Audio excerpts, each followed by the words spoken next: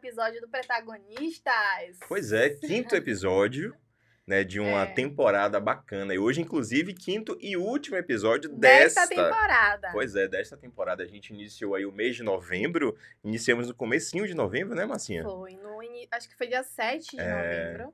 E já passaram nomes muito bacanas aqui por esse estúdio maravilhoso. A gente iniciou com Mabel Freitas, né? Tivemos aqui também os meninos da Dendezeiro também falou sobre moda. Sim. Quem mais passou por aqui, Márcia? Teve Menes, o fotógrafo, teve Hamilton também, o outro fotógrafo, né? Que participou do primeiro episódio junto com Mabel. Nara Couto. Nara Couto. Foi filha do grande Zebrinha. Isso. E o último, que foi com a nossa Ialorixá Mariana Brito. Exatamente, pois é. E hoje, fechando aqui o nosso ciclo, né, dessa primeira temporada, a gente tem a honra de receber aqui o vereador de Salvador, Silvio Humberto. Vereador, bem-vindo ao Protagonistas. Como eu disse, é um prazer, uma honra muito grande recebê-lo aqui. Recebo com alegria, né, e acho super importante ter projetos, né, protagonizados por nós e com um nome muito sugestivo, Protagonista. Exatamente, né? Protagonizados por nós. É o verdadeiro português. Exatamente. Português. Mais uma vez o português em pauta aqui. Depois a gente vai explicar ao senhor o porquê dessa nossa reação aqui ao falar do português. Lembrando que o Protagonistas é um podcast do portal PS Notícias. Lá você obtém todas as informações do que acontece na Bahia, no Brasil, no mundo. Se você fica por dentro lá, política, inclusive, tem tudo a ver aqui com o nosso convidado de hoje. Tem notícias também sobre cidade, cotidiano, entretenimento, polícia. Então, um pouquinho de tudo para você ficar atualizado. Acesse psnoticias.com.br. E hoje a gente vai começar aqui, né, começando do início, né, digamos assim, o vereador Silvio Humberto está indo agora para o 4º mandato na Câmara de Vereadores aqui de Salvador. Ele que é professor, não é isso? Uhum. Acho que antes de vereador, professor. Sempre. Isso, eu tenho certeza que isso vai comigo até a outra vida. E doutor em economia. Sim, desde 2004 foi quando eu defendi minha tese lá na Unicamp. 2004. Pois é. Foi muita luta, por causa de tempo. Agora, vereador, para a gente começar, né? Começar do começo, né? Como eu disse, digamos assim. O vereador é cria do Garcia. Me corrija se eu estiver errado. Certíssimo. Né? Sou da Souza Zéu, Rua 13, para os mais antigos, que é da minha época. Eu nasci ali perto do Cantuá, para quem não conhece, né? Ali foi minha infância, Quer dizer, naquela época não tinha adolescência não, viu, gente?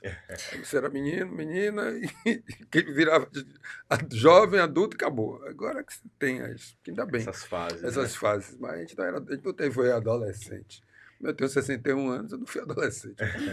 Fui menino ali, assim, cresci jogando bola ali, né?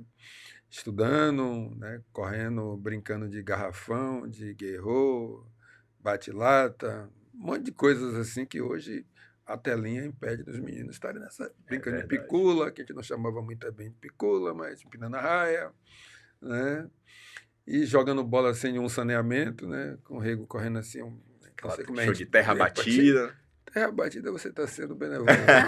Eram os pedregulhos lá no caminho que a gente ia jogando, depois, quando começou ali construir o hiper, né? Começou o hiper Sim. Garibaldi, aí foi aquela terraplanagem, mas antes ali tinha uma horta, né? A horta de São Inocêncio, que ficava ali, e antes da rua também, a rua teve um processo assim, difícil de alagamento, tanto que é desse alagamento que dá origem à ligação Garibaldi e Reis Católica, né? A Praça dos Reis Católicos. Então, ali antes, dinamitaram a rua para poder fazer o escoamento, e aí fizeram a ligação. Eu estava lembrando com um amigo que a gente ficava ali do Garcia, que tinha um bar chamado de Estrela, um espaço ali em cima do túnel, né? Que você via as corridas de automóvel. Salvador já teve corrida de automóvel. A gente estava lembrando de um cara que tinha um nome sugestivo, acho que era Lulu Geladeira, não sei porquê, mas não Lulu Geladeira. Aí, assim, as corridas ali na Avenida Centenário. Então, assim, o Garcia sempre foi esse lugar, um bairro musical, cultural, Sim, das primeiras escolas de samba, Escola de Samba Juventude do Garcia, do primeiro bloco de índio, o Cacique do Garcia, né, que é em homenagem ao Cacique de Ramos, Começou como preto e branco, como era igual o Cacique de Ramos, e depois virou azul e branco. Então, Garcia é isso, dos amigos de Raimundão, um monte de... Lá vem elas. A mudança do Garcia. A mudança do Garcia. Eu aprendi... Eu passei a gostar do carnaval indo para casa de minha avó, que minha avó morava, a gente chamava, porque tinha uma diferença, né? Garcia até um lugar ali sempre vivo, ali eu vi o Gildo, e subindo a Prediliano Pita era Fazenda Garcia. Então eu ia para a casa de minha avó e dizia assim, vou para a fazenda, mas na verdade era a Fazenda Garcia. A Fazenda Garcia. E ali minha infância junto com meus primos, né? Jurandir, Careca. Eu tenho um primo que sempre digo que tem um nome extremamente sugestivo. O nome do meu primo é Salacier Júnior. E o nome do pai dele, que esse ano partiu, era Salacier.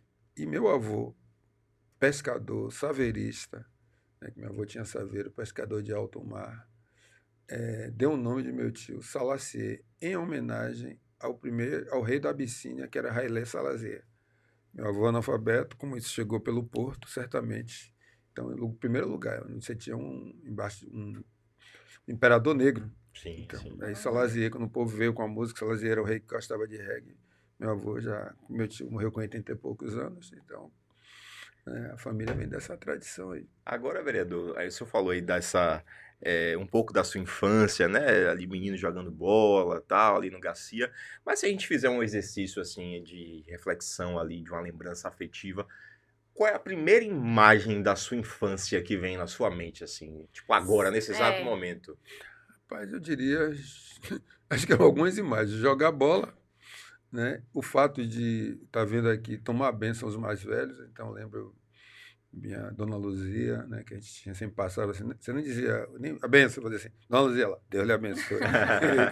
Então esse respeito aos mais velhos, assim, minha mãe que tem 89 anos, então minha mãe que agora está com dificuldade de locomoção, mas qual é o nome de sua mãe? Silvia. Deu trabalho a Dona Silvia na infância? Eu sou a junção. Meu pai chamava Humberto, que Humberto Ribeiro da Cunha, minha mãe Silvia Eugênia, agora dos Passos Cunha, então eu sou isso aqui, né? Silvio Humberto. E eu tenho uma irmã chamada Márcia, que é a mais velha. Lá em casa todo mundo tem duplo nome. Alguém sempre tem uma tia, uma irmã chamada Márcia. Ela é Márcia Regina, Ana Paula e Lázaro Raimundo. Então a gente vem nomes duplos. E assim, essa forma como a gente se tratava ali, do que a gente aprendeu, a solidariedade, né? E assim, de ser uma periferia perto do centro, né? Porque essa é uma característica também da cidade de Salvador. E assim, de que você crescer com seus amigos, né? De comprar o pão no armazém, né? Papel de embrulho, né? Então tem umas coisas assim. Agora estou vendo com outra imagem aqui, que é biscoito Águia Central com os biscoitos de bichinho, que eram os bichos dentro da... Era o biscoito formato dos animais. Então era uma festa quando a gente achava um coelho dentro daquele Então assim, você foi crescendo com isso. Eu tive uma infância muito boa, né? Assim, o fato de você também vir de uma família estruturada. Meu pai começou na construção civil como mestre de ferreiro, né? Que armava aquelas ferragens para laje. Depois ele teve um acidente, ele disse que recebeu um chamado que não deveria mais ir na construção civil e ele não foi. E de lá ele reaprendeu uma outra profissão, que foi de mecanógrafo, que é essa que... Quem não sabe o que eu sempre digo que é quem consertava a máquina de escrever e calcular, porque antes do computador tinha um negócio chamado máquina de escrever. Então, lá em casa tinha as máquinas, eu aprendi datilografia muito cedo, com 10 anos de idade, eu aprendi datilografia porque eu fui fazer um trabalho sobre ar comprimido e rarefeito, e na hora que tinha que datilografar, meu pai pediu uma pessoa que fez, né? E aí é interessante que ele olhou para mim assim, aqui não vai ser casa de ferreiro, espeto de pau, você vai aprender datilografia. E, curiosamente, me colocou para aprender datilografia hoje ao lado da Câmara, porque ali era uma escola de datilografia, né? Você lembra aqui, possivelmente não deve estar mais entre nós, Ivete, que era professora de datilografia. Então, ali, com 10 anos de idade, eu aprendi datilografia. Ou seja, do lado da Câmara de Vereadores, ao destino já. 40 anos depois, Esse é o mistério da vida. Né? E ainda teve assim, no dia 8 de dezembro, foi o dia da formatura, porque você formava em datilografia. Você tinha direito àquela beca. Aí imagina você ser um datilógrafo. Você imagina você ser um datilógrafo nos anos 70? Você datilografar sem olhar? Eu sabia datilografar sem precisar olhar para o teclado. Agora, né, isso que vocês ficam aí, você conhece uma pessoa pela geração, sabe como é? Quando vocês estão digitando aí na telinha, que você faz assim, você digita com o dedo, o cara diz, então era a mesma coisa que a gente fazia antes. Você está datilografando, você nem olhava aqui, aqui é C2. Pronto. Como diz, não ficar catando milho, não, né? Catar milho, você perde o teste. Então você ia ali datilografando e sem olhar para o papel. Aí comeu 10 anos de idade, vai fazer concurso para quê? Engraçado a gente falando aqui de lembrança afetiva, né? Da época de escola. Você falou máquina de escrever, datilografar. E eu lembrei, né? Na época de escola, né? Que antes as professoras... Acho que não é de sua época, não. Mas acho que a Márcia vai falar, não lembro disso, não. Mimeógrafo. A gente ia fazer a prova, né? A gente vai rodar a prova. Aí a prova chegava com aquele cheiro de álcool, né? Mimeógrafo álcool. Aquele cheiro de álcool. Quem tinha dinheiro... Quem tinha as boas escolas fazia no outro mimeógrafo, que era a tinta. Sim. E como meu pai também tinha uns amigos que ele não consertava, mas os outros consertavam esse mimeógrafo a tinta. Né? Então, você rodava aquilo ali nas escolas, não tinha máquina de xerografo, fotocopiar. Não, era um mimeógrafo. Lá no São José tinha, Márcio? Eu não lembro de nada. Eu disse. Mas é só para você lembrar que sempre tem um começo. Pois é, exatamente. Vereador, o senhor falou aí da educação, da política. Acredito que já é presente na sua vida desde a infância, né? Principalmente, o senhor estudou no 2 de julho, no Colégio 2 de Julho? Eu sou do tempo que se fazia colegial. Então, eu fiz o primeiro ano colegial, segundo ano colegial, terceiro ano colegial. E hoje vocês chamam de ensino médio? Ensino médio, era isso. É o antigo, a gente chama de ginásio também? Não, o ginásio é depois. É antes. Antes. Eu fiz eu entrei na escola com 5 anos. Sim. E quando eu entrei, eu já sabia ler e escrever. Então, não fiz jardim, né? A gente chamava jardim de infância. Me pularam. Então, eu entrei com 5 anos de idade, eu sabendo ler e escrever. Aí fiz o pré-primário, depois aí fui até Era um bom aluno, né? Você estava na frente, no meio, no fundo? Você está na frente. Na frente? Você estava no meio ali. Mas era um bom aluno, eu sempre fui um bom aluno. A partir da terceira cadeira, né? Então, assim, eu estudei na Escola Sião, que era ali no Campo Grande, ao lado do TCA. Minha irmã também estudou ali. Depois eu fiz o primário ali, né, até o 4º ou 5º ano. Aí eu fui para uma escola que hoje não tem mais, o Instituto Batista de Educação ficava ao lado do antigo Cine Bahia, que fica ali na Carlos Gomes, né? Aliás, foi onde eu assisti ET. Né? Estou lembrando aqui que o Cine Bahia tinha até sala para fumantes. É mesmo? É mesmo. Tinha um espaço reservado para fumantes. As coisas assim, que aí virou da Igreja Universal agora. Mas a igreja continua lá. Uhum. Né? Essa igreja é a Igreja Batista, Colégio Batista. Aí eu fiz a 5ª e a 6ª série lá, tinha com aula de música, francês. Foi a única vez que eu aprendi um pouquinho de francês. Né? Para não dizer que eu não sei falar Champs-Élysées. Né? E de lá eu fui fazer a Escola Santa Marta, que ficava ali, Colégio Santa Marta, que ficava ali nos Barris. Uhum.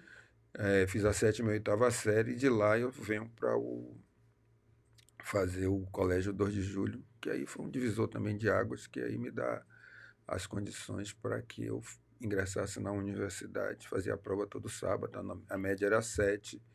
E também não fui estudar, fui estudar na escola, não estudei na escola pública, no ginásio, tanto no segundo ensino médio. Mas meu pai eles fizeram um esforço tremendo para mim, para minha irmã. Meu irmão que vem aqui, por último, que vai estudar na escola técnica. Mas, na época, as condições da escola pública, já naquela época, eu lembro que uma situação que foi grave naquele momento, você não tinha vagas, você fazia rodízio. E aí você juntou Teixeira de Freitas, Severino Vieira e Central. Os 3, porque não tinha vagas. E aí você estudava 3 meses e ficava em casa.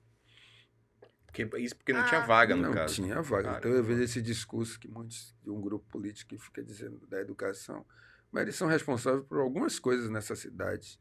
De você não aumentar o número de vagas, né?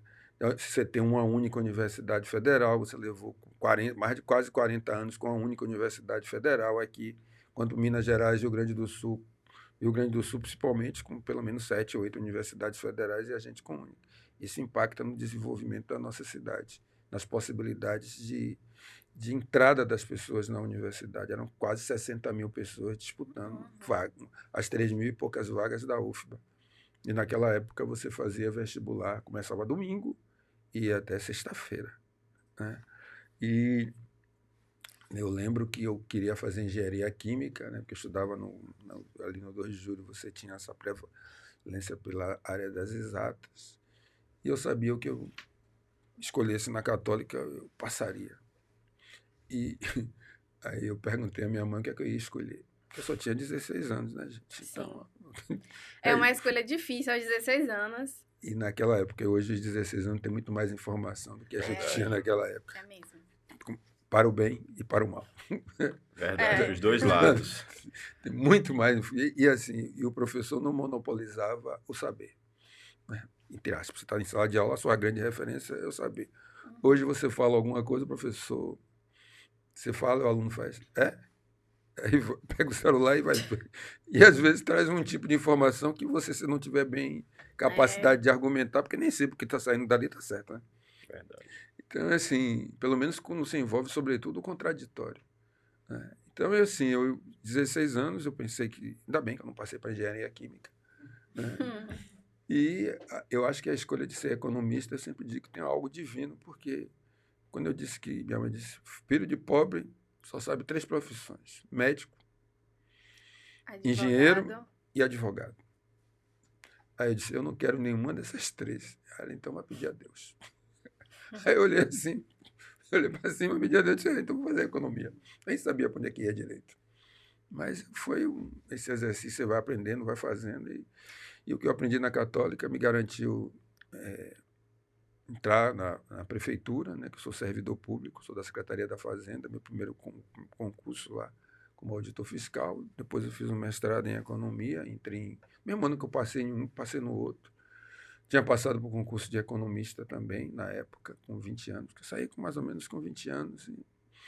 E quando eu saí, que passei, né, eu achei, pô, você com 20 anos passa por curso de que você estudou, é economista, mas te dá um conselho, para você também que está aí ouvindo.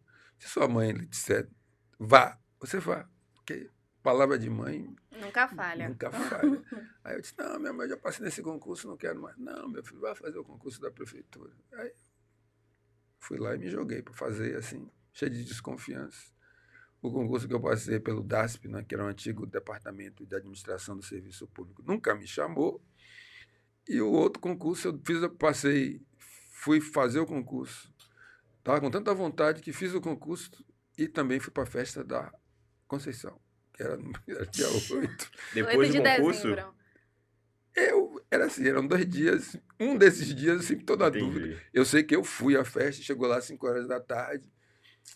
Eu olhei assim, eu disse, rapaz, a responsabilidade chamou, eu disse, eu vou voltar para casa. Isso já era 5 horas da tarde. Sim. Aí eu subi a preguiça ali, a escadaria da preguiça, né? E aí peguei o ônibus para casa, no outro dia fui fazer o concurso. E se eu que não fosse fazer, porque o outro nunca me chamou. E na prefeitura eu agradeço muito, né, a escolha que fiz, porque já estou próximo de me aposentar, com 39 anos de casa, entrei em 85. E aí foi ali que, assim, floresceu minha árvore, né? Porque ali eu consegui ajudar a família, né? Foi a época também que a profissão de meu pai já não estava dando, e eu consegui retribuir, agora podendo ajudar. Todo o esforço que eles deram. Todo esforço, porque eles passaram suas privações para me colocar numa escola particular, e me deu todas as condições para que eu chegasse, né? Então, ninguém consegue sozinho. A família tem um papel importante, sua comunidade tem um papel importante. E eu acho que uma forma que eu encontrei de poder dar um retorno foi quando eu me tornei fui chamado para ser um dos fundadores do Instituto Cultural Steve Biko, né? Isso lá em 1992, mas antes eu já vinha das experiências de algumas organizações negras do movimento negro. Então, essa régua e o compasso eu trago de casa, mas foi aperfeiçoada e, assim, pela formação política que o movimento negro me deu. Agora, vereador, a gente falou aqui, né? Eu falei no início, né, que o senhor está indo agora para o 4º mandato como vereador aqui em Salvador. E aí, pegando o gancho aí dessa época da escola e tal, como era Silvio Humberto na escola? Você já tinha essa Vontade, interesse? em política, era um estudante militante, digamos assim, aquele estudante que era Ativista. líder de sala.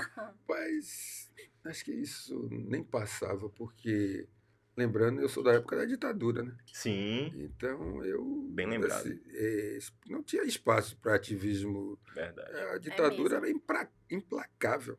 Estava perseguindo as pessoas, os direitos políticos cerceados. Agora eu tive bons professores. Assim, eu aprendi sobre tropicalismo com o professor Fábio Paes, o grande músico, né? E que, assim, com aquelas músicas sobre Águas de Março, Domingo no Parque, eu fui tendo contato com isso, eu tinha uns, sei lá, 13, 14 anos. E ali ele ia explicando as músicas, você entendendo. Sua formação crítica também vem de casa, porque meus pais nunca foram conservadores, né? E também meu pai lia muito jornal, embora a notícia ali toda truncada, mas ele fazia a leitura, né? Uhum. Nunca defendeu o povo da arena. Então a gente sempre teve uma postura de oposição. E a gente via as nossas condições, né? E também, aí depois que eu entro, eu tive uma professora muito boa, também a professora Isadora. Aí já foi me visitar até no gabinete. E vota em mim, muito obrigado, professora. Né? E ela também me dizia que. Ela disse, não, ela colocou um texto assim, fazendo uma crítica ao golpe de 64, que ela não colocava como um golpe. Né? Aí você colocou várias palavras difíceis e disse assim: peguem o dicionário e vão traduzindo aí. Aí quando você ia traduzindo aquelas palavras, você entendendo o que é que significou. Tudo. Então, assim, isso vem de um colégio que tinha uma postura progressista, que era o Colégio 2 de Julho. Né? Então, dali, depois que eu entrei na universidade, aí participei de diretório acadêmico, de área de economia. Foi o período que eu também entro no movimento negro. Em 1980, eu ganhei essa camisa dada por minha tia também, que já não está mais entre nós, que era o dia...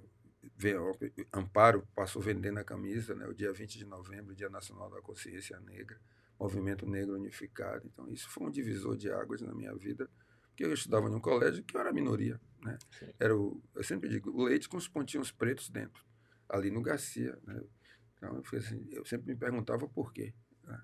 E não tinha essa resposta. Te perguntar, vereador, desculpa te cortar. Não. Mas, assim como o senhor, eu também estudei em colégio particular, né, a minha vida toda. Minha mãe fez esse esforço para que eu ficasse, né, tivesse uma educação excelente. E eu me vi em alguns momentos, em muitos momentos, como sozinha, né, digamos assim. E como foi para você nessa época? Não tô te chamando de velho, eu também não sou tão... Mas quando eu sei não envelhece, que o tempo... significa que você morreu, né? Pois é. Mas assim, eu tenho 23 anos e vivi isso. Acredito que quando o senhor estudou também, né, passou por esse tipo de coisa. Então, como foi nesse período de colégio, assim, digamos, o preto único, né? Pois é, Márcia. Esse que é o dilema desse país, né? Assim, nós somos gerações diferentes. Você está nos seus anos 20, eu já estou nos meus anos 60, com 61 anos. E ainda... Mas a história continua a mesma. Esse é o problema. Não é por falta do nosso protagonismo. Isso mostra o quanto o racismo estrutura essas relações do poder.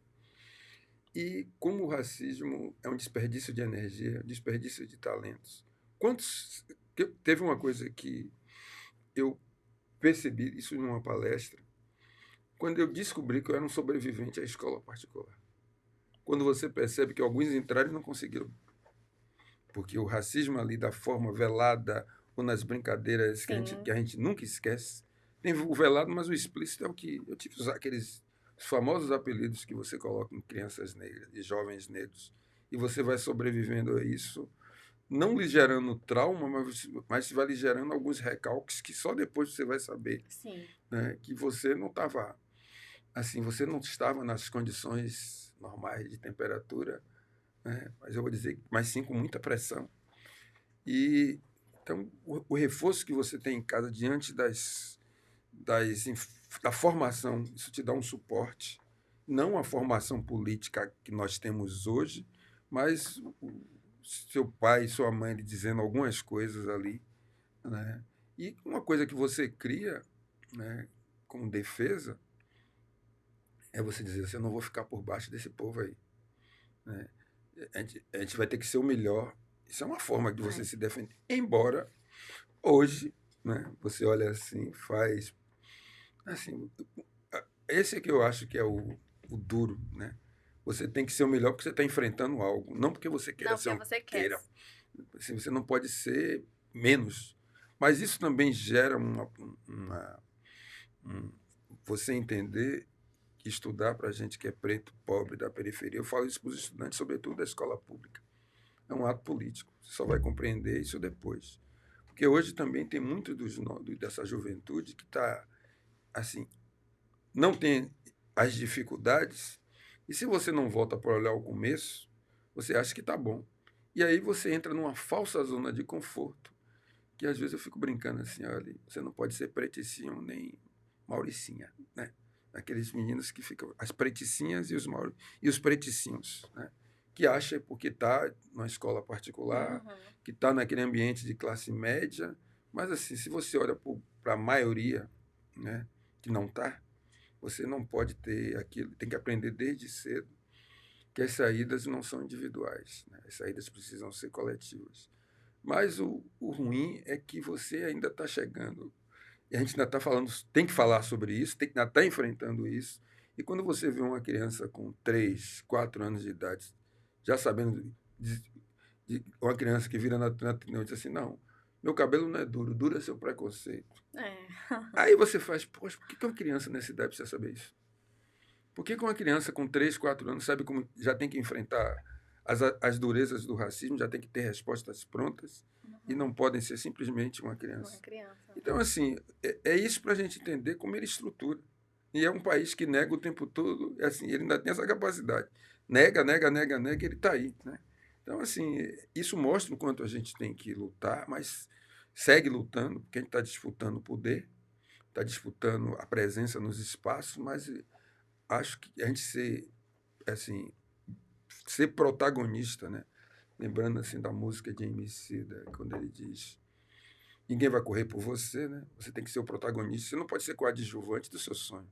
Você tem que ser protagonista do seu sonho. Mas também a gente tem que ter um cuidado, né, com esse protagonismo para a gente não achar que é individual. E não achar que pretos no topo é sinônimo de pretos no poder, porque não é. Que não é, É só o topo só é um lugar que você chega e alguém pode te derrubar a qualquer momento. O poder é uma outra coisa, inclusive que controla o topo. Então, às vezes, as pessoas entram nisso e às vezes caem na armadilha de que a favela venceu.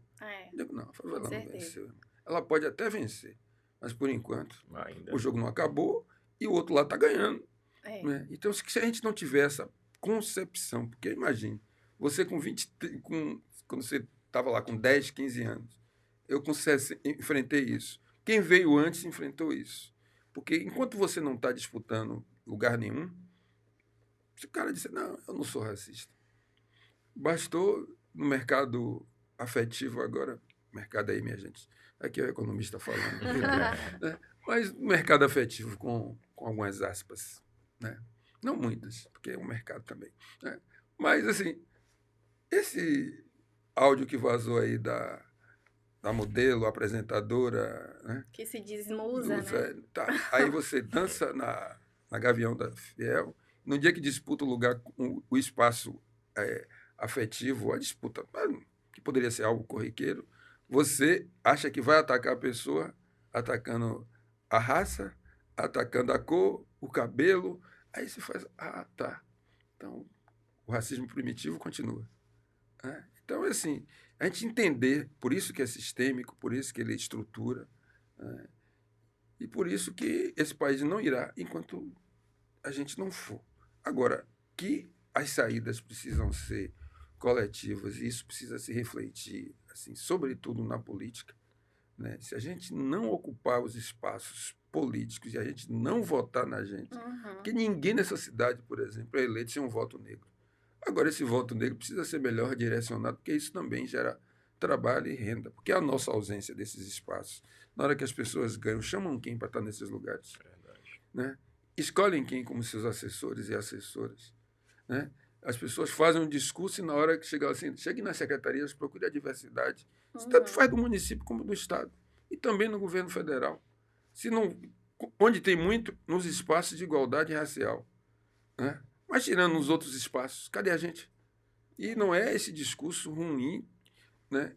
Eu procurei e não encontrei. Digo, você não quis encontrar. Porque hoje você tem uma pleiade, você tem um conjunto, um número de pessoas que não é o número suficiente, mas e também aí a gente tem que ter esse cuidado também, essa formação continuada e permanente, porque também é uma concentração em alguns espaços nossos, né? Então a gente tem que buscar ir para a área da tecnologia, vai para as humanidades, vai para a saúde, vai, né, de A a Z. E não pode se. Aí tem uma coisa do passado, desse passado presente, que é assim, quando você percebe que você está numa guerra permanente, você se prepara de um jeito. Quando você acha que você está numa guerra, não está numa guerra, você relaxa. Olha, eu acho que não dá para relaxar. Agora, não dá para você, ficar 24 horas emparedado pelo racismo. Porque o racismo, quando ele não lhe conhece, ele deixa de forma alienada e você está tomando pancada de todo jeito. Você está procurando quem. Você não está vendo esse elefante te bate. Não, que elefante? Eu digo, pois é. Quando você o conhece, ele quer falar com você de manhã, 24 horas, mas ele está ali. Às vezes você precisa ter uma sapiência, como é que você pensa para além dele. Né? Então, esse pensar para além também tem a ver com o tipo de sociedade que nós queremos construir. Mas enquanto esse dia não chega, você precisa olhar para o futuro, mas entender também essa sua realidade no presente. Como é que a gente, se o que se apresenta de forma sistêmica, as nossas ações precisam ser sistêmicas e sistemáticas. Né? Então, entender por que nossa juventude segue sendo alvo. Né? Por que alguém pode julgar sua competência ainda em pleno século XXI? Você fala assim, é sério, você acha que você pode me julgar pelo meu cabelo? É surreal. Pela minha cor? Inclusive, eu fiquei fazendo confesso que eu fiquei fazendo uma reflexão aqui, né? Você falando que você era a única na sua escola, o vereador também, e de fato fiquei pensando nisso, né? Quanto tempo se passou, né? De quando o vereador estudou para a Márcia, né? O quanto a gente ainda precisa de fato avançar. A gente fala de evolução, fico muito feliz hoje quando eu vejo, pode parecer para você ou para sei lá, para quem quer que seja, pode parecer algo simples, mas eu fico muito feliz às vezes quando eu vejo, vereador, hoje notícias do tipo, a Globo hoje tem 3 protagonistas negras atuando nas 3 novelas ali do horário nobre. Pô, que bacana, que legal, que eu acho um avanço muito bacana, muito legal. No entanto, não é só isso. E muito se fala, né, a gente toca bastante nesse assunto aqui sobre representatividade, né? E aí eu já vou fazer duas perguntas para o senhor em uma. Uma amiga minha mesmo, recentemente, ela até falou para mim, ela é uma mulher negra, né? E ela falou para mim, a gente falando sobre representatividade na política e tal, e ela deu um adendo, ela falou assim, mas nem todo político negro me representa. Isso é muito importante também. Aí eu queria lhe perguntar para o senhor hoje, em relação a essa questão da representatividade do povo preto na política, mas aí, antes disso, quando é que surge o Silvio Humberto vereador? Olha, eu sempre gostei de política. Né? Desde que meu primeiro voto foi aos 18 anos, para a professora Denise Santana, ali começou minha caminhada política de sempre apoiar as candidaturas negras, então por isso que eu digo que minha formação dada pelo movimento negro me permitiu isso lá em 82. 6 anos depois, nós tivemos a Constituinte de 88, e antes, eu me lembro que teve a campanha para Luiz Alberto, deputado federal, e Luísa Barrios, para deputado estadual. Então, tinha lá, bote fé nessa mulher. Até outro dia, eu tinha até no meu... Quando eu morava num apartamento, assim, tinha o adesivo lá de Luísa Barrios, né? Da saudosa Luísa, né? Faz falta. Participei até de uma mesa recente lá na semana passada, agora no Novembro Negro, lá no UFRB. Né? E, assim, esse processo de convencimento, eu sempre achei que a gente precisava aumentar a representatividade e fazer o debate de raça e classe. E isso nunca foi muito... Isso, inicialmente, uma parte da esquerda a sua grande maioria não entendia, achava que a gente dividia a luta, que primeiro você tinha que salvar o mundo e depois salvar as pessoas negras e as mulheres, e tudo que fosse as outras partes, né, da nossa complexidade, era tudo classe, mas a gente falava da questão racial, questão de gênero, né? Então, era você terminando entendendo a pobreza até como só na sua visão unidimensional. É só rico e pobre, trabalhador e empresário, ou trabalhador e patrão. E nós somos muito mais do que isso, né? Não somos só isso. E eu acho que há de fato essa interseccionalidade. E, de certa forma, a gente já falava sobre isso. Então, foi um processo de convencimento. Até assim, Luiz Alberto consegue ser eleito, nunca puxou o carro-chefe, né? Porque, assim, a forma como o poder se organiza aqui sempre beneficiou a esquerda e a direita, né? Porque enquanto você não forja candidaturas negras, as candidaturas negras não são forjadas nem pela direita nem pela esquerda. Quem se fez foi buscando seu próprio protagonismo, né? Depois que você... Sabe aquela máxima que diz assim, quando o filho é bonito, não vai faltar pai, né? Mãe sempre estará, mas pai... Verdade. Mas, então, quando a gente está lá na parte dureza, era a gente por nós por nós. E aí a gente tem... E eu fui olhando isso, né?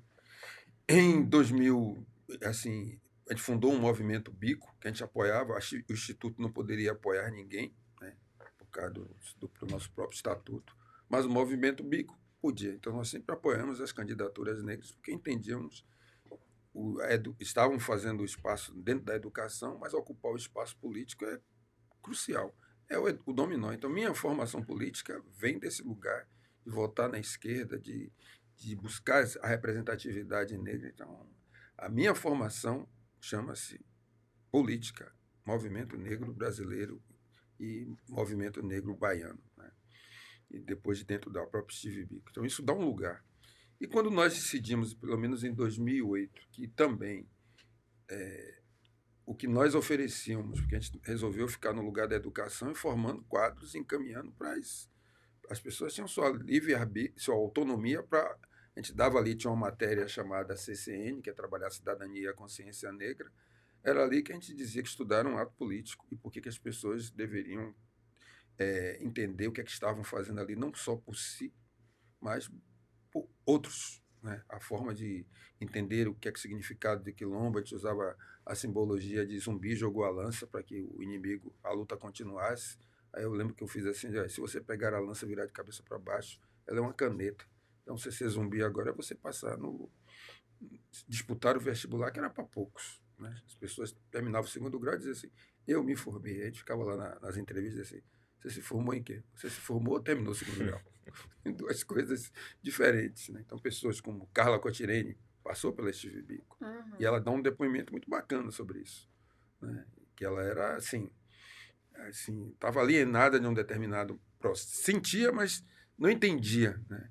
E ela até perguntou por que se ela era contrário ao que a gente defendia naquele momento. Por que a gente apostou nela? Eu disse, porque justamente a gente sabia do potencial que você, naquela época, né, o potencial que ela tinha, e foi muito importante, né? E hoje ela é essa referência, né?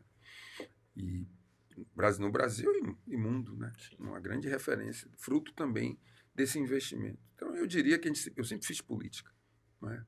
Não era política partidária, só vim me filiar ao partido justamente ao PSB. Em 2008, a gente organiza uma candidatura, tenta ali internamente, não consegue, aí convida Célia Sacramento para ser que ela foi a primeira contadora do Instituto, né? E ela foi a nossa candidata a vereadora naquele momento, em 2008. Ela teve 2.500 votos. Foi a segunda do PV, né? E, assim, quando chegou em novembro, a gente se separou politicamente, porque a gente percebeu que não tinha havia uma afinidade, mas não era completa, né? E aí, em 2011, eu fui convencido por o grupo, né, a me tornar candidato, porque eu queria fazer meu pós-doutorado. Aí meu irmão Lázaro, não vou dizer da forma que você me disse, certo? Então, porque o filtro aqui não é censura, é um filtro. Então ele me disse assim, para que a comunidade precisa do seu doutorado. Mas você sabe que tem uma adjetivação aí, né? Então, eu vou tirar o adjetivo que ele deu. Eu já imaginei qual. Então, tirando o adjetivo que ele deu, adjetivação dada, eu disse para nada. Então, bora ser candidato. Foi assim que eu me tornei candidato em 2011. Foi uma campanha muito bacana. Entrei no PSB, fiz o dever de casa. A gente saiu da frente da Steve Biko ali no Carmo. Descemos, foi numa festa do Bonfim que a gente lançou a candidatura. Então, nós colocamos uma camisa assim, Salvador, nós nos importamos. E aí, fui falando para meus amigos que seria candidato, uns falavam assim, você vai mesmo, rapaz? Eu disse, rapaz, não estou dizendo a você que eu vou. Vou. E aí, as pessoas que me conheciam faziam assim, rapaz, eu digo, vamos embora. Aí era a gente que ficou arrepiado, foram umas coisas muito bacanas, foi uma campanha muito leve, divertida. A gente ganhou. Né? Para alguns que ficavam me olhando assim, eu disse, rapaz, não estou dizendo a você que a gente vai ganhar. Pronto, a gente vai ganhar. E eu vejo o quanto foi importante também aí também tem uma coisa do analista, né? Porque você ser professor e pesquisador, uma vez, eu não sou Flamengo, uma vez Bahia, sempre Bahia, né? Você sempre vai, meu olhar, eu não consigo me distanciar, ao mesmo tempo, você ser sujeito e objeto, eu não acho que isso também é um problema. Né? Tem gente que acha, tem vertentes que acham que tem que ter uma distância, né? A neutralidade axiológica para poder discutir o sujeito lá e o objeto cá. Então, tanto que eu tenho uns escritos para falar sobre esses mandatos, que eu chamo o protagonismo negro e o parlamento. Então, esse processo nosso, né, desse exercício também de você aprender fazendo e buscar as experiências que nós tínhamos antes para fazer o exercício do mandato, é aí que você vê que o quanto foi importante passar de primeira, porque quando você é militante e não passa, você dificilmente tenta a segunda. Não é? Porque quando você já passou a primeira vez, então você diz assim, eu perder não significa que eu seja derrotado. Eu só perdi a eleição. Verdade. E aí, quando você vai e vem com a militância, que é uma outra vibe, né? E político, você vai para o nirvana, mas também você vai lá embaixo. Né? Você nem sempre ouve o que você gostaria. É um nível de cobrança de 24 horas. Você não tem... Assim, você é vereador, deputado, deputada, 24 horas. E é uma ilusão as pessoas acharem que político não trabalha. Eu conheço alguns que trabalham contra você. Verdade. Acorda todo dia dizendo assim, o que você vai fazer hoje? Vou trabalhar contra você e contra os interesses nacionais. Então, a gente precisa entender esse jogo. Né? E, para mim, ser vereador, começar a carreira como vereador, é uma outra universidade que você passa a cursar. Né? Você aprende muito, você com seus pares, né? Que são 43 águias ali dentro. Os que não foram ficaram, né? Não estão lá dentro, homens e mulheres. Cada um com seus interesses, com seu valor, com sua forma de fazer política. Né? Então, esses 4 mandatos que formam cada eleição com sua peculiaridade, né? Com sua especificidade, com sua singularidade. Mas não é algo que eu não fiquei triste, né? Não me trouxe tantos dissabores. E sofre algumas deslealdades, mas é do jogo também. Dizem que a política adora uma traição, mas não perdoa os traidores. Mas isso é do jogo da política. E você aprende a proteger seu coração e agir com a cabeça, mas sem perder a emoção. E eu acho que também de uma forma leve, agora, uma coisa que eu acho fundamental na política aí é a civilidade. Você pode discordar das ideias do outro lá e achar um horror, mas eu acho que o trato faz diferença, né? Porque às vezes nem tudo que você aprova se tudo que você for bater chapa, né? E contar só dos votos, o outro lado, que a maioria vai ganhar sempre. E às vezes você precisa conversar com as pessoas, convencer as pessoas. E eu acho que esses 4 mandatos, né, entrando para o 4º agora, eu sempre busquei ouvir mesmo, converso, né, do presidente quem toma conta do carro ali na frente, cumprimento todos, aprendi, porque isso eu trouxe de casa, isso eu sou o mesmo. Por isso que eu digo que a política, ela fez eu perder Os cabelos, na verdade, já estavam. Não posso atribuir à política, mas eu posso dizer que é um lugar que eu acho que todo mundo deveria experimentar. Esse negócio que diz que Não gosta de política? política, isso é feito para lhe afastar. Que não se Aquilo de discute. sua vida, se religião se discute, É. futebol se discute e política sobretudo, porque se não se discutir é ditadura. Pois é. Então, assim, se envolvam, porque é a vida de vocês. É a vida toda, é a nossa, é uma responsabilidade cívica. Porque se não fosse a política, assim, a gente não estaria nem aqui conversando. Porque mesmo. a ausência da política, o nome disso vira uma guerra. E a política que determina, às vezes o outro vence, né? Ganhou a guerra, mas assim, a negociação de paz é política, porque às vezes você precisa ganhar do seu adversário, mas não humilhe não, como dizem os baianos assim, humilhe não, porque Não precisa humilhar, humilhar. né? Não humilhe não, porque depois tem volta mesmo. E a volta é sempre pesada, porque tem adversário, não queira colecionar inimigos não, porque não é uma boa prática. Agora precisa de muita terapia também, né? Você faz terapia? Você já fez alguma vez? Essa é uma boa pergunta. Eu já fui aconselhado, Sim. né? Eu ainda não consegui fazer, mas eu acho que é importante. Hoje É importante. já fui muito resistente, né? Porque aí já talvez algo geracional. Terapia é Mas- coisa de maluco. Não era bem assim, mas era próximo, né? Não era, Sim. mas eu acho que era falta de informação e de acesso também. Mas hoje eu acho que assim, é importante, necessário. é necessário você ter com quem conversar. Uhum. Eu, quando não tenho que conversar, eu converso sozinho, eu adoro falar sozinho. Né? E tem umas conclusões ótimas sobre mim mesmo. Né? Mas eu acho que Eu também falo sozinho. é bom falar É bom sozinho. falar sozinha, eu ando sozinha na rua, eu eu falo acho sozinha que- também. Às vezes é você achando que você está falando sozinho, porque sempre tem alguém, É verdade. Verdade. tem alguém do seu lado. Então eu acho que você manter o equilíbrio mental, né, físico, porque hoje eu malho. Assim, Atividade física também é porque- importante. Porque eu tenho uma frase que eu digo assim, ó, a natureza já me ajudou. Né? Agora eu tenho que ajudar a natureza, porque senão vai pegar. Então, assim, eu procuro fazer isso regularmente, 3 dias. Né? E o equilíbrio espiritual. Eu acho que você vivenciar a sua espiritualidade, eu acredito em fazer a política com a espiritualidade. Né? Essa ligação, com essa sua conexão com O divino. o divino, né? Independente do que. Aí Cada um. a invenção dos homens chama-se religião. É. Né? Então, cada um com o que acredita, né?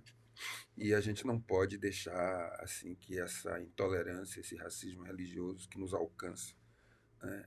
Eu lembro de Macota Valdina falando uma coisa assim, eu digo, não me importa qual é a sua denominação agora. Pode ser do que você quiser, mas respeite o começo. Porque todo mundo veio dentro do navio. Né? E veio do outro lado. E foi em nome de uma visão cristã que nos jogou dentro do navio e jogou para cá. Então a gente não pode perder isso. Agora, o que as pessoas hoje se religam, se encontram, se é de... Eu disse uma vez num podcast, digo, não me importa se você é do amém, né? Se você é do aleluia, se você é do axé, se você bate a cabeça no chão, se você se ajoelha. Eu sei que a religião não pode nos dividir. Porque já tentaram fazer isso com a cor. Né? É uma cor mais clara, eu sei que eu não sou preto. Agora, as pessoas estão invertendo isso, dizendo assim, não, eu sou porque tem Meu as avô cotas. Meu avô se faz assim, lá longe, né? Mas né? Não é o DNA que conta. É o seu fenótipo que vai contar. Né? É o fenótipo que diz se você entra, se você sai, se você vive, como você vive. Então, assim, eu acho que a gente ter essa consciência, né? Eu acho que a nossa espiritualidade, a forma como é vivenciada, cada um vivencia a sua, independente da sua cor, né? Eu acho que para mim é meu ponto de equilíbrio hoje, né? Eu não nego a terapia, às vezes eu faço massagem, mas eu acho que é importante porque Cuida de alguma forma, né? a cabeça agora, porque que você também lidar com gente é difícil.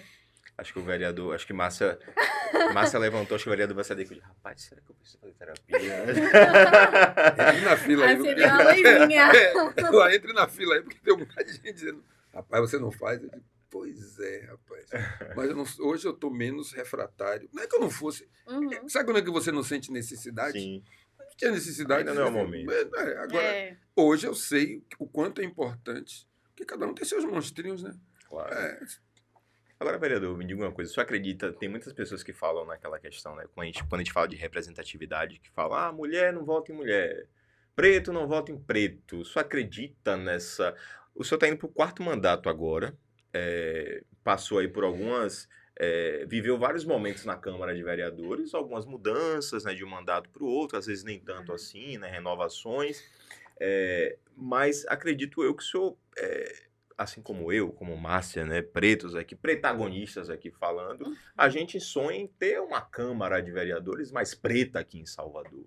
Acredito que esse é um dos seus, como é que eu posso dizer, um dos seus sonhos antes de deixar a Câmara de Vereadores, quem sabe, ou de repente partir, sei lá, para a Assembleia Legislativa da Bahia, olha, já fazendo umas... Senado. umas conjunturas aqui. Vamos lá, eu, assim, se fosse fácil, a gente não está falando sobre isso. Uhum. Né? Era desconsiderar o caráter estruturante do racismo e do sexismo. Você ter 5 mulheres... Agora que vai aumentar na próxima, que você vai conseguir formar uma comissão das mulheres só com as mulheres. Porque nem nessa caiu o número de mulheres. Para a próxima, você conseguiu aumentar. A chegada agora de Aladilce, Eliette, isso, né?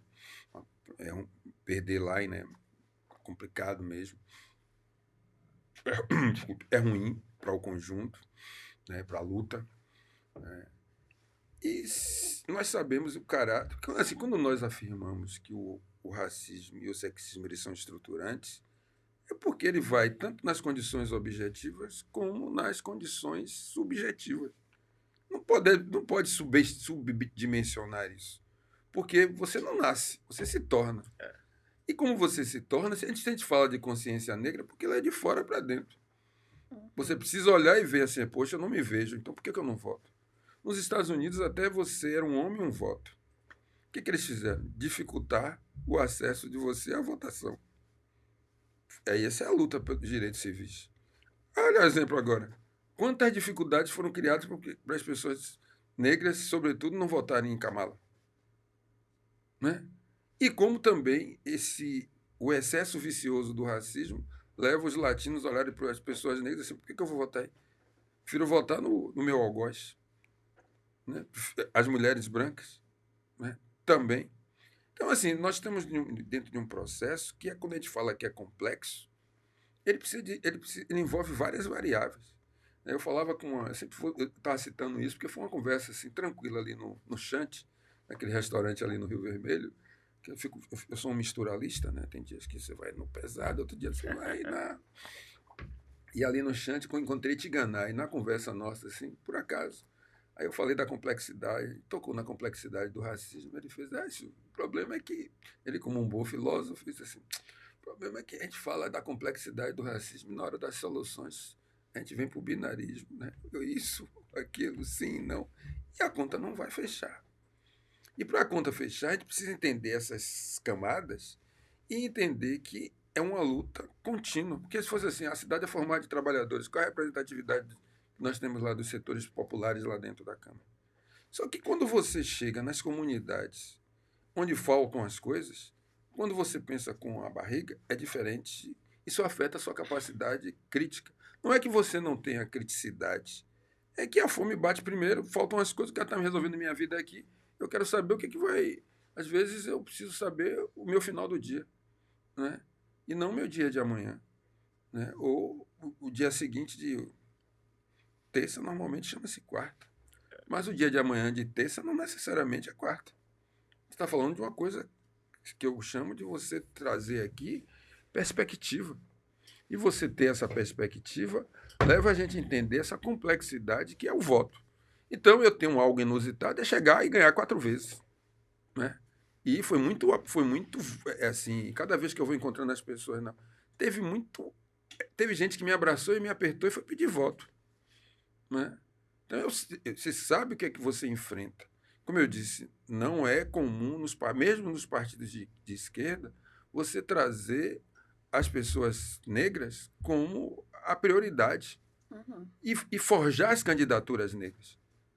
Há que se dizer assim, por que os caciques, né? Caciques não, deixa eu tirar os caciques. Por que assim, você sente que tem uma falta de... Há uma subrepresentação. Então, por que quem comanda os partidos não trabalha para aumentar aumentar essa representação, essa representatividade? Você tem que colocar essas pessoas, botar debaixo do braço e dizer assim, esse é o nosso candidato, a gente precisa estabelecer metas. Mas como é disputa de poder, não fazem. Então, assim, é uma disputa que a gente tem um dever de casa, que a gente precisa se organizar. Não dá para você decidir ser deputado em 2026. Então, novidades. É que nem fazer Enem. Se você for fazer o Enem, os estudantes da escola pública precisam, eu tenho falado, assim, eles precisam e elas serem estimulados desde o primeiro ano. Porque quando você chega para fazer no terceiro ano, o cara tem uma novidade. Você vai voltar ano que vem, né? Você vai fazer de novo. Vai. E, assim, a gente precisa entender que esse jogo, entender como é que você vai ter os meios e as condições para você, nesse trabalho de convencimento, que a gente vai de A a Z e pegando especificamente as pessoas negras, o nosso sarrafo é bem mais alto. Os brancos podem fazer o que querem, né? E quando é da gente, errou, você está sempre por uma bola. Se for um jogo de sinuca, né? Aí você está sempre por a bola. Pá! Errou, não tem direito. Não pudesse errar, né? E isso gera também uma série de traumas na gente, né? Aí você tem que parar lá no divãzinho assim, dizer, ô filhinho, você é uma pessoa. Agora, também, isso não pode nos paralisar. Porque quando você entende que você está numa guerra, porque também tem alguns dos nossos... Aí que eu falo, né? Entra numa suposta zona de conforto, assim, não viu a dureza, aí faz, não, eu não crio muita expectativa disso. Eu vou criar, assim. Eu vou lhe cobrar, porque a gente está numa guerra. E essa guerra, assim, sinto muito. Não é essa geração que vai descansar, porque a outra que veio lá atrás não descansou. Então, assim, o que nós estamos vivenciando hoje, assim, você fala, o sonho, eu digo, eu quero é a prefeitura. A Câmara a gente resolve. Se o prefeito negro, a prefeita, a gente sempre vem em bando, a gente vem em onda. Não chegar. E o que é assim, não pode deixar passar o boi. Passar a boiada vem junto. Exato. Né? Então, assim, eu acho que ter essa compreensão, e para ir daí tantas as dificuldades, aí eu vou para a força da espiritualidade, vou para esse tempo não linear. Eu disse, vocês tentaram nos derrubar lá atrás com a revolta dos Búzios. Aquelas pessoas estavam lutando pela república, pelo fim da escravidão, e tentaram, esquartejaram. As pessoas foram literalmente esquartejadas. E ao serem esquartejadas, disseram assim, sua família está banida para todo e sempre. Não combinaram, é a gente aqui. Então, assim, eu acho que o que já esteve por séculos, 4 séculos de opressão, de escravidão. Se a gente pensar em Búzios, são 226 anos. São 190 anos da revolta dos malês, que serão agora no dia 25 de janeiro. Né? E a gente vê ali, volta, recua, avança, volta, recua e avança. Vai avançando. Já que já teve por séculos, agora está eu digo assim, a gente está no tempo. E pode ser amanhã, pode ser daqui a 4 anos. E assim, o establishment sabe. O que pode acontecer é assim, aí é importante quando a pessoa diz assim, nem todo mundo me representa. De fato, você tem... Porque também, eu vou tirar a questão, nós somos pessoas. Sim. Se você diz assim, é todo? Não. Mas a gente também precisa saber que tipo de aliança a gente precisa fazer, né? Porque, às vezes, o inimigo do meu inimigo é meu amigo, né? É e como às vezes precisa ser maquiavélico. Djamila Ribeiro, ela fala muito isso, de que somos negros, mas ela é uma mulher negra, né? E ela fala, eu sou uma mulher negra, mas nem sempre eu vou concordar com o que uma mulher negra fala, ou posso concordar, inclusive, com uma pessoa branca, e é normal, porque eu sou ser humano. Agora, na luta, eu acho que a gente precisa saber, assim, onde nós estamos. Sim. Né? Assim, você tem tem aqueles que acham que a saída é individual. Eu acho que a saída precisa ser coletiva. Eu acho que a gente precisa construir coletivamente, porque nós somos invisibilizados coletivamente. Né? A gente tem que começar a desarmar, por exemplo, Salvador Capital Afro. Nunca vi tanto outdoor. Quem ganhou esse dinheiro? As empresas de comunicação. Quantos negros estão ganhando esse dinheiro? Porque se olhar as empresas de comunicação com cada aqueles, não sei como é que chama, aqueles que são eletrônicos. Outdoor eletrônico. É outdoor eletrônico mesmo? Acho que é. Aqueles que na saída do aeroporto você parece que entrou na Wakanda. Aí bota lá negócios. Eu disse, um bom teste para a gente fazer esse negócio agora é algo que eu estou pensando e né, vou até falar aqui, porque é algo que está assim na minha cabeça. Tipo, vem cá. Em primeira mão, hein? Pense aí, a licitação que vai abrir aí para a Orla. Quem é que vai ganhar aquilo? Com o modelo de outorga que está sendo posto. Porque assim, o que você usa para medir determina o resultado. Eu posso desde criticar o modelo de outorga que nunca deu certo aqui. Basta ver o caso dos ônibus. Tá aí, faliu aquilo. Não deu certo. Esse modelo, na medida que você articula a outorga, quem é que vai pagar quase 120 mil reais mês à prefeitura? Quem é que tem esse capital? Os mesmos. Aí você pergunta, quer fazer uma coisa diferente? Traga um modelo de economia solidária. Estabeleça um recorte racial. Diz, tá bom, a gente não quer 80% não. Coloque, tipo, 50%. 50%, é metade. Para dizer, olha, aí você vai dizer, os negócios da capital afro é uma forma de... Porque, assim, às vezes chegam para a gente, você tem que empreender. Olha, um somatório de empreendedores, não é empresário, não. Você empreende com não sei o quê, passa para empreender com A, com B, com C. Eu estou empreendendo. Isso do bom português, o gerúndio nunca é muito bom, né? Você, esse negócio, você está no gerúndio, mas isso tem um limite. O limite disso, qual é o crédito? Se vai te dando microcrédito é guia. Eu acho que tem importante, mas isso tem um limite, tem um teto. Você vai criar as condições para que o indivíduo dê o salto, para que, de fato, vai formar uma classe empresarial negra? É o objetivo, é formar uma classe empresarial negra? Eu acho que é o único, estou dizendo, é uma das saídas. Mas não dá para você ter um fato concreto. Agora, chegue lá e diga, tá bom, vamos colocar aqui o recorte racial. Porque senão, aí você vai ter, vai ter recorte racial. Não, eu quero recorte racial vertical, minha gente. É assim, olha, do topo até cá embaixo. Porque se você fizer horizontal, eu vou dizer, com todo respeito aos os trabalhadores, os garçons e as garçonetes ali na base, somos nós. Se for muito sofisticado, o chefe tem uma cozinheira e o chefe. Se no lugar que tiver as cozinheiras, a maioria vai ser as pessoas negras. Se começar a botar chefe, vai aparecer os homens e brancos. E aí, parece que a gente é inimigo do dinheiro. Né? Falou em dinheiro, afasta a população negra. Então, assim, essa é uma forma de dar uma prova cabal. Você vai fazer aquilo ali. Aí quem é que vai explorar? Se você não estabelecer o critério de, assim, trazer... Vou falar o critério racial, não. Vou usar uma linguagem do mercado. Você coloque a diversidade como um valor. Porque a comida que virá é negra. Né? Você pode botar uma coisa... Mas o tempero, o que vai fazer... vai ser dendê, peixe. Na praia, você vai criar as condições, porque isso também ajuda a democratizar o acesso ao dinheiro. O nome disso é um jogo que ganha todo mundo. Porque nesse modelo que aí está, vão dar os mesmos, que nem camarote no carnaval. Quem são os proprietários e proprietárias dos camarotes? Para ter um equilíbrio ali, né? Minimamente, dizer assim, eu disse, olha, não dá mais para você, quando o Rio Vermelho está cheio, a barra está vazia. Aí quando a barra enche, o Rio Vermelho... Porque são as mesmas pessoas. Aí para todo mundo no Santo Antônio, aí o pessoal do Santo Antônio, se você está pensando que está dando dinheiro aí, não. As pessoas chegam ali, pedem uma cerveja, tira gosto, mas o prato mesmo, a comida mesmo, as pessoas não têm dinheiro para bancar. Né? Então, assim, essa é uma... Por isso que a cidade não rompe com o seu círculo vicioso da pobreza. Uma forma de fazer isso é quando você tem algo concreto. Vamos fazer valer assim, que é Capital África. Esse é um bom exemplo de dizer assim, eles que colocaram, não fui eu não, foi eles que colocaram lá, negócio, a política não entra. Né? E como eu também vejo em alguns, programas, né? Não tem lugar para política. É sempre mostrando o indivíduo. Eu fiz isso, eu fiz aquilo, eu fiz não sei o quê.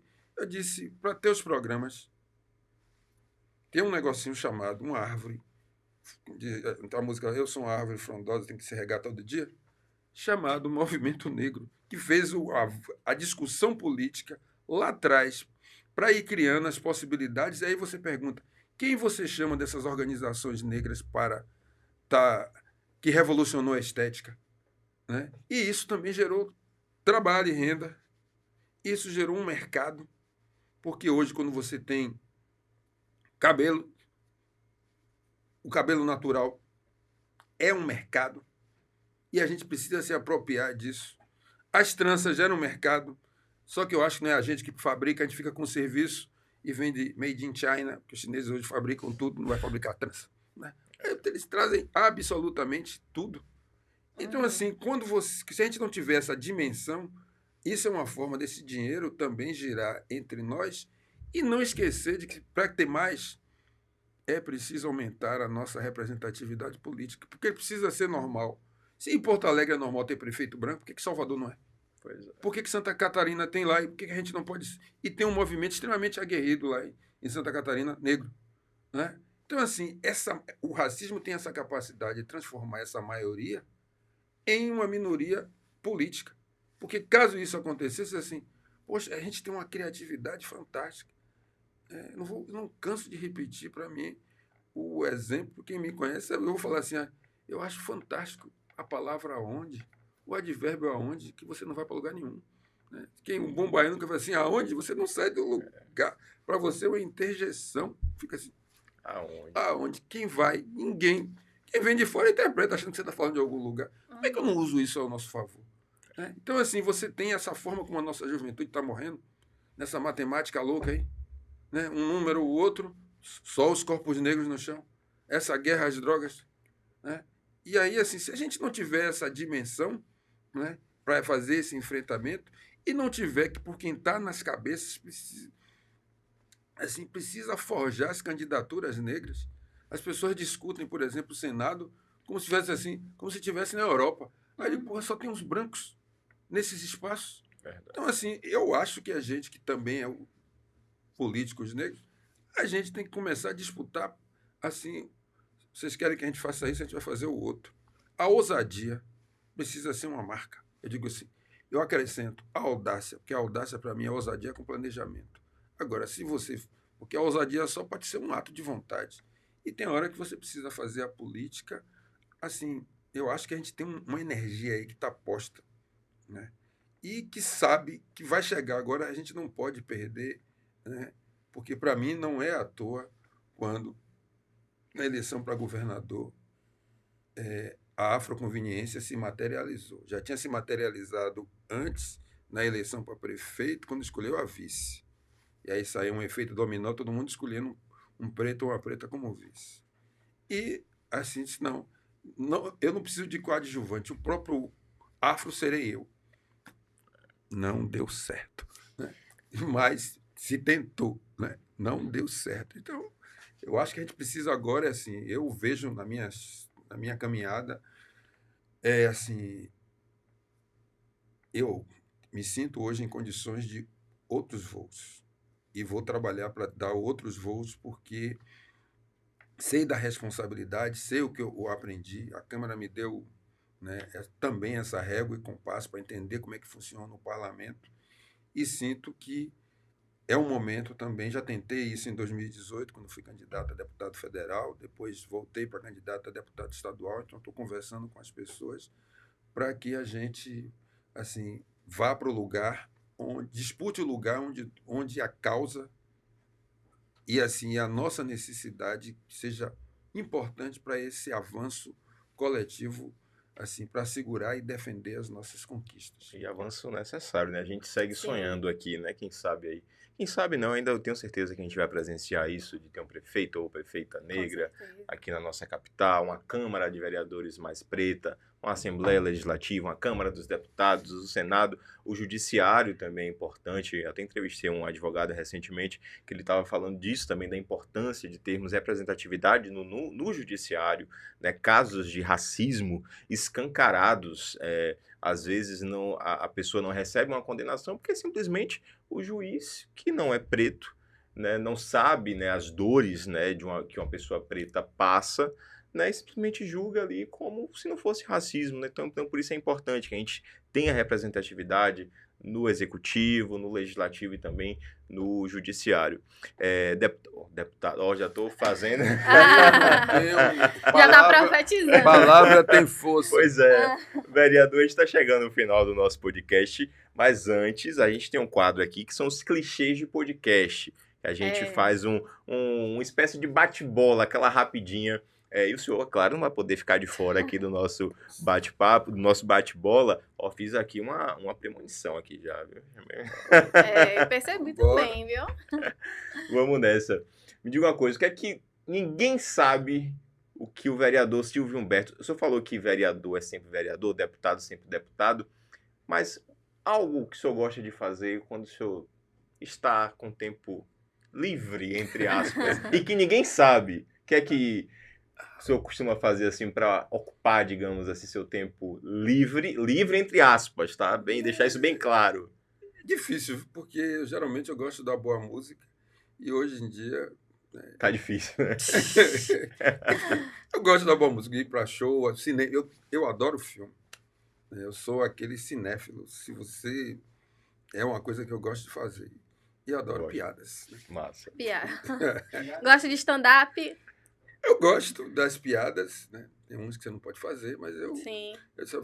Eu tenho uma piada, agora não posso dizer, né? Então pronto. Mas as inteligentes, isso me toma, né? Eu gosto. O senhor gosta de festa? Eu nasci no carnaval, menina. Então, uma festa cultural que te marcou, assim. Eu lembro assim, na verdade, eu vou dizer que festa mesmo, assim, ir aos ensaios de bloco afro nos anos 80, nos anos 90, aprendi muito. Né? Saída do Ilê. Saída do Ilê, agora não perco uma, porque depois também vereador. Aí eu fico ali e vou naquela levada até lá em cima, a mudança do Garcia, então isso não mudou de sair nos blocos, de ir para o ensaio do Olodum antes, mais novo. Eu lembro que eu fui até o ensaio do Olodum, quando o Gil Caetano fez aquela música O Haiti, eu estava lá, quando aconteceu aquelas atrocidades da época feita pela polícia, né? Então foi um show de horrores, né? Mas o Olodum, muito maior do que isso, né? E o Olodum, e adoro o carnaval, assim. Carnaval, eu gosto e a assessoria não me acompanha, porque eu gosto mais. Eu me divirto no carnaval, o último Fica dia. livre, solto. Ponto fraco. Eu vou, eles me acompanham, só que eles cansam. Não aguento o pique. Esse carnaval, no primeiro dia, eu saí ao som do Baiana System pulando até lá. Então, eu não posso fazer se não me acompanha. Eu sei que eu vou. Não deu para ir no último dia atrás do Olodum, né? Quando ele passou, aí os deveres do político, eu fiquei ali no camarote, mas esse ano, 2025, se Deus quiser, estarei lá. Aguarda. Certeza. Numa saída com amigos, cerveja, vinho ou suco? Ou nenhuma das alternativas? Suco. Um bom vinho, uma cerveja, eu gosto, né? Principalmente aquelas que não dão dor de cabeça. As verdinhas, agora eu acho uma besteira ficar ostentando as verdinhas. Isso é um horror, viu, gente? Pois é muito pouco. As verdinhas, você não sabe o que é ostentar. Mas eu não sou eu que vou dizer não, porque eu conheço Mas eu adoro, né, um bom vinho também, aprendi, porque eu fui do tempo do Capelinha, né, minha gente? Então, você tomava Capelinha, sangue de boa, aquilo era um horror. Aí você vai melhorando. Aí uma vez eu estava em sala de aula, eu disse para os alunos assim, conversando com umas estudantes, estava assim, na aula, e na sessão piada, aí eu disse, meninas, é o seguinte, vocês tenham muito cuidado, que quando noite de lua te convidarem para tomar um vinho, e se a pessoa tocar no vinho, na garrafa, fizer algum som, não vá, porque a garrafa deve ser de plástico e o que está dentro deve ser horrível. Você vê a lua em um dia, no outro dia o sol está enorme na sua cabeça. Meu aí um aluno disse, que é isso, professor? Eu disse, aí eu, o que é que toma? Falei, Vinícius, esses vinhos... A dor de cabeça é certa. Certeza. O que você vai ter amanhã? Digo, dor de cabeça. Dor de cabeça. Uma frase que o senhor leva para a vida. Olhe, poxa, isso aí, uma frase que eu levo para a vida. Essa vai se renovando, viu? Porque eu vou desde aquele eu sou porque nós somos, mas ultimamente eu vi uma frase de Mandela que eu não conhecia, que até passei para meu filho, eu disse assim, eu lendo lá as 50 frases de Mandela, puxou assim, Rapaz, não deixe que o medo faça suas escolhas. Não paute suas escolhas pelo medo, porque aí você vai se limitar muito. Então, assim, o medo, isso é algo que a gente... Assim, porque senão você vai pensar desse tamanho, você vai realizar desse tamanho. Então, eu acho que é algo que não deixar... Isso me tocou muito, né? Então, o que você pode acontecer? Dá certo. Então, não vai ter medo. Não é que você não... O medo é do humano, mas você não pode deixar suas escolhas com base no medo. Principalmente quem é jovem. Verdade. O que pode acontecer? Dá certo. Um lugar da Bahia, vereador, ou do Brasil, que o senhor não conhece, tem vontade de conhecer? Eu preciso ir lá em Barra Grande, aqui no Baixo Sul, porque eu gosto do Baixo Sul. Gente. Estive lá agora no Nilo Peçanha com o Zambiapunga, dia 31 para 1º. Recomendo para todo mundo o Quilombo Jatimane, a Pancada Grande. E eu preciso ir lá em Camamu, né, que eu ainda não fui ainda. Eu fico sempre... eu não consigo passar dali, então eu fico ali na região. Mas eu gosto muito do Baixo Sul. Assim. Tem uma ligação com aquele lugar que eu não sei explicar, mas é algo que me conecta e me relaxa. Eu fico relaxado também. Porque eu gosto de uma frase. Tem uma frase que eu adoro, lembrei aí. Mais uma. Mais uma frase do compositor Ismael Silva, que é um grande sambista. Ele dizia: o melhor é descansar e depois não fazer nada. Essa, para mim, é um exercício, principalmente nesse momento agora que estão discutindo 6x1, essa escala. 6x1. Porque essa coisa você tem que... É só viver trabalhando. Não, meu filho, você tem que ter o tempo. Viver pelo trabalho. Né? Você tem que ter o tempo para... Porque mesmo isso gera trabalho e renda para outro. Quando você vai para o lazer, e teve um cara que escreveu o Direito à Preguiça, que era o genro de Marx, ou Lafave. Né? O direito de não fazer nada e depois descansar. Vereador, a primeira palavra que o senhor lembra, assim, da língua portuguesa, que o senhor gosta muito de falar, que o senhor acha gostoso de falar. A primeira palavra que vem assim na sua cabeça. Tempo. Tempo? Tempo. Tem algumas pessoas que falam as palavras assim. Teve gente que falou dengo, né? Dengo ganhou aqui. Dengo foram 2 pessoas que falaram dengo. Mas tempo é legal. Tempo. É uma palavra forte, né? E que tem um significado. Quero lhe fazer um convite. Tempo. E não é ir contra o tempo. Se for contra o tempo, você sempre vai perder. Mas tenha o senhor tempo ao seu lado que tudo vai dar certo.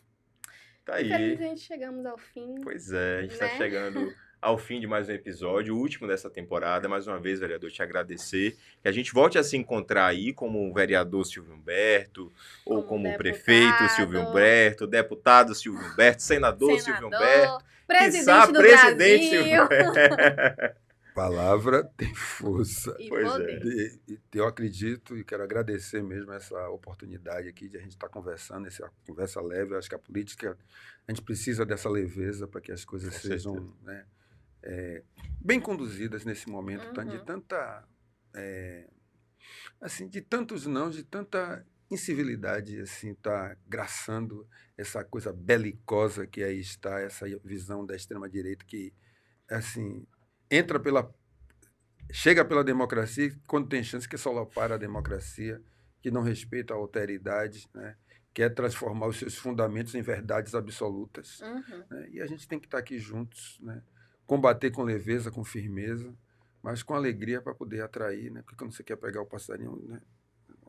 Não é para botar na gaiola, não, é para botar aqui em cima. Assim, né? Você não faz show. Você precisa ter a leveza para poder atrair a juventude e que a juventude, de fato, se envolva, porque a gente precisa. O que a gente tem na Câmara, eu digo sempre, estou nesse espaço, eu não tenho um cetro, eu tenho um bastão. Então, eu sou do que diz Frantz Fanon, cada geração precisa saber qual é a sua missão, cumpri-la ou traí-la. Então, eu espero que a geração que está aí cumpre, a gente passa o bastão, aprende, assim, início, meio e meio, início de novo, como diz Preto Bispo, Nego Bispo, né? Que eu tive o prazer de conhecer também. E a gente que está aí, você que está aí, vai nos acompanhar, não cai nessa armadilha do assim, pretos no topo, que entenda o que é, né? Não nega o esforço individual de cada um, Mas a gente não pode confundir aquilo como se chegamos. O topo só é um lugar que você chega, pisa para continuar chegando, subindo e trazendo os outros. Porque se não for coletivo, irmão, irmã, a gente vai continuar dando volta. Chamando aí mais um. E é isso. Obrigada, vereador. Obrigado inclusive, você, agradecer também pelo Instituto Steve Biko, né? Conheço pessoas, inclusive, que participaram, foram beneficiadas pelo Steve Biko. É um instituto muito importante aí, né? Para a população, sobretudo negra. E foi muito legal a conversa, o papo. Acredito que teremos diversos outros em breve, quem sabe. Massa que, inclusive, já antes do senhor chegar, ela tá mostrando aqui uma foto que ela tem no celular dela. Aí ela tá falando, não vou mostrar, não. Ele queria que colocasse na tela. Botar na tela. Márcia, pra quem não sabe, Márcia foi estagiária lá da Câmara e já se bateu com o senhor lá na Câmara. Ela tava mostrando uma foto aqui pra gente e um vídeo que ela tava fazendo. Depois eu mostro. Então é isso, vereador, mais uma vez. Obrigado, Marcinha, também. Obrigado. Obrigada, Di. Até a próxima temporada, né? Com certeza dá uma pausa, vamos voltar. E a gente volta em breve aí com mais protagonistas aqui na nossa telinha. O que foi, Leti? Fale. Lembrado de seguir aqui o portal, né? Verdade. O canal do YouTube do PS Notícias. Continue acompanhando PS aqui a gente no YouTube. Vamos ter diversos outros podcasts, outros vídeos também, né? Quem sabe aí outros conteúdos, não só voltado para protagonistas, vocês vão ver protagonistas, mas outros também. E também seguir o Instagram do PS Notícias. Portal PS Notícias. A social media tá aqui, ó, puxando a orelha. Portal PS Notícias. Obrigada, gente. E siga também Silvio Humberto lá no Instagram. Silvio Humberto _. Pois é. No Instagram. Aumenta aí, viu? Valeu, beijo. Tchau, tchau. Até a próxima.